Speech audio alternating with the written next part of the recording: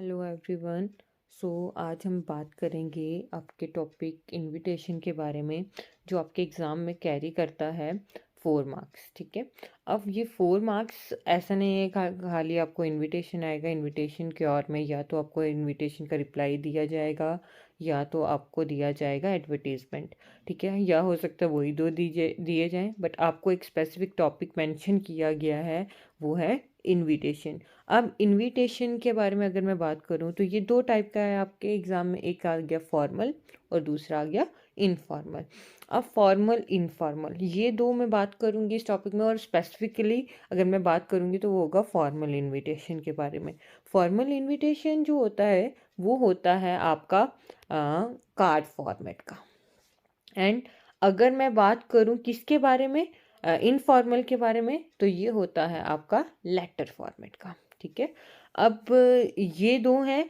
अब पहले मैं आपको डिफरेंस बता देती हूँ कि फॉर्मल में हमें किन बातों का ध्यान रखना है और इनफॉर्मल में हमें किन बातों का ध्यान रखना होता है। अब सबसे पहले हम बात करते हैं किसकी, कार्ड फॉर्मेट की, या हम बात करेंगे किसकी, फॉर्मल इनविटेशन की। ठीक है। अब फॉर्मल इनविटेशन जो होता है इसको हम हमेशा थर्ड पर्सन से ही लिखते हैं, मतलब इसमें हम फर्स्ट पर्सन और सेकंड पर्सन का यूज़ नहीं करते हैं, आई यू मी नहीं, थर्ड पर्सन का ही इस्तेमाल हम इसमें करेंगे। अब दूसरी बात, दूसरा पॉइंट अगर आपको इसमें याद रखना है वो ये है कि ये हमेशा सिंगल सेंटेंस प्रेजेंटेशन है, इसमें आपको कुछ भी बढ़ा चढ़ा के नहीं लिखना, अपने से फर्दर एक्सप्लेनेशंस की ज़रूरत नहीं है। अब कार्ड ऐसा नहीं, आपने कभी नहीं देखा, आपने इनैगोरेशन के कार्ड्स देखे होंगे, आपने शादी का कार्ड देखा होगा, आपने कोई फेस्टिवल है, ठीक है, कोई स्कूल एनुअल डे फंक्शन है, इन सब के ऊपर कार्ड आ सकते हैं, आपको एग्ज़ाम में भी आ सकते हैं। ठीक है। तो आपको एक स्पेसिफिकली मैं एक फॉर्मेट पढ़ाऊंगी, आपको उस फॉर्मेट को ही दिमाग में रखना, उस फॉर्मेट के अकॉर्डिंग ही आप क्या बनाओगे, कार्ड बनाओगे। देन इसका जो फॉर्मेट होता है वो फिक्स्ड होता है। ठीक है, क्यों फिक्स्ड होता है वो मैं आपको बताऊंगी। ठीक है। देन ये हमेशा सेंटर लाइन होता है। सेंटर लाइन मीन्स इसके लेफ्ट साइड में भी नहीं जगह स्पेस आप छोड़ोगे, और इसके राइट साइड में भी आप स्पेस को क्या करोगे, छोड़ोगे, और ये सेंट्रली अलाइंड होगा। देन इसमें हम कोई और टेंस नहीं यूज़ करते, सिंपल प्रेजेंट टेंस का हम क्या करते हैं, इस्तेमाल करते हैं। ये पॉइंट्स आप दिमाग में रखो। देन अगर मैं इसी के सामने अगर मैं बात करती हूँ किसकी, इनफॉर्मल की, तो आप देख सकते हो इनफॉर्मल जो है ये हमेशा किस में होगा, इन फर्स्ट और सेकंड पर्सन। ठीक है। या ये जो होगा ये इसका एक तो फॉर्मेट हमेशा किसकी तरह होता है, लेटर की तरह, जैसे आप लेटर लिखते हो वैसा ही इसका क्या होगा, फॉर्मेट।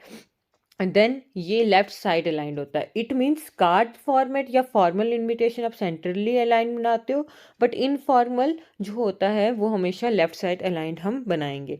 देन इसमें जो टेंस है, इसमें ऐसा नहीं है कि आपको सिंपल प्रेजेंट टेंस का ही इस्तेमाल करना, आप किसी भी टेंस का अकॉर्डिंग टू द सिचुएशन क्या कर सकते हो, यूज़ कर सकते हो, क्योंकि ये हम अपने रिलेटिव्स, अपने खास फ्रेंड्स, ठीक है, अपने मम्मा पापा, उनको क्या करते हैं, कई बार ही भेजते हैं।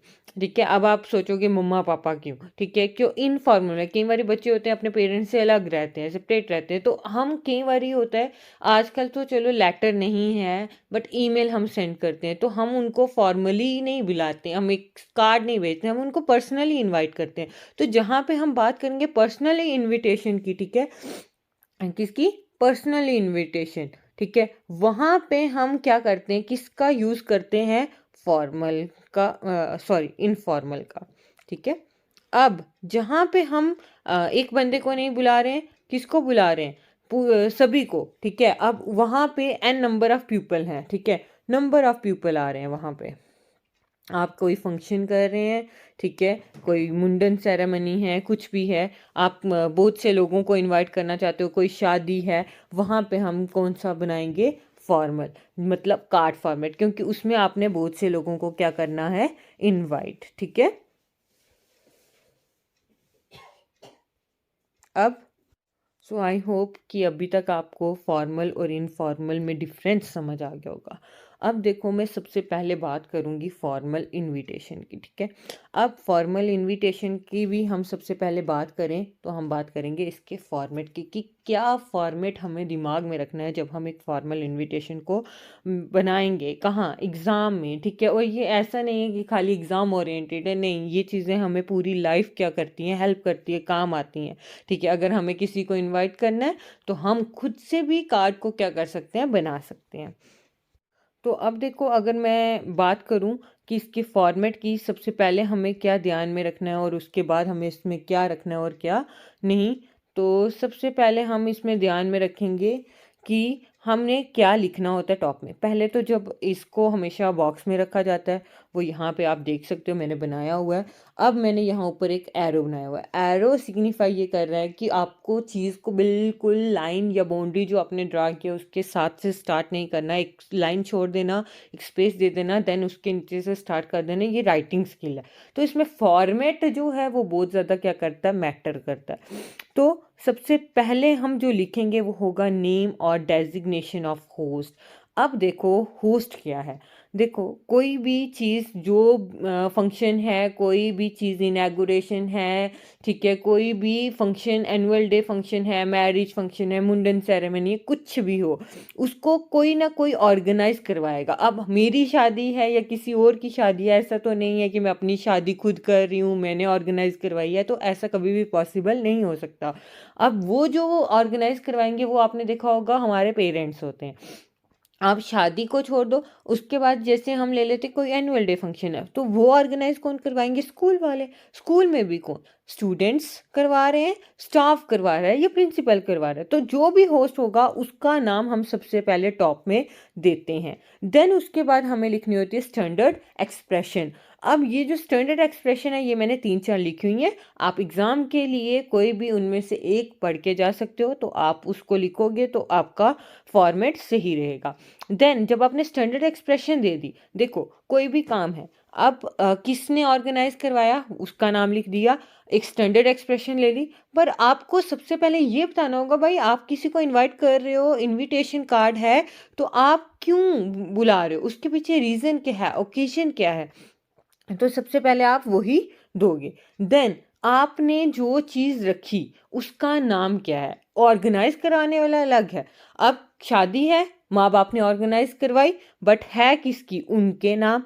अगर स्कूल में कोई फंक्शन था, एनुअल डे फंक्शन था, ऑर्गेनाइज करवाने वाले ऊपर लिख दिया आपने नाम, प्रिंसिपल।